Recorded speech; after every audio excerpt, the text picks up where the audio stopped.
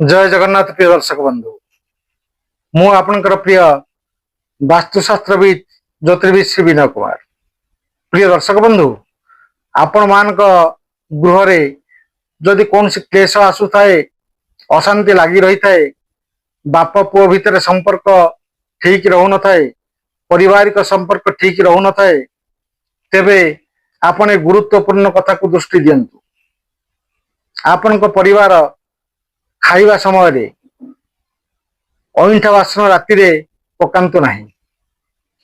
जदि यही अइंठा बासन पकाउछंती तेबे याको पिछोळै दियंतु, रोषेई घर भितर रखंतु। एवं सबुठारु बड़ कथा मन रखंतु, जदि आपनक घर को चाकराणी आसु थाए बा चाकराणी आसी बासन माजु थाए देखिबे क्रमशः आपनक घरु लक्ष्मी दूरेई जिवे, आपनकर श्रीहीन हब, धन हानि हब एवं क्रमशः आपण गरीबरु गरीबतर हो जिवे।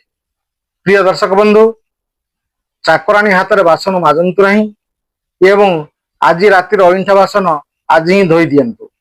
देखिबे से परिवार अशांति, परिवार आर्थिक अनाटन एवं परिवार समता एवं वैचारिक मतभेद रहिबो नाही।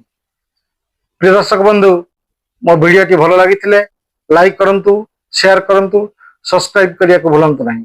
रहुछि जय जगन्नाथ।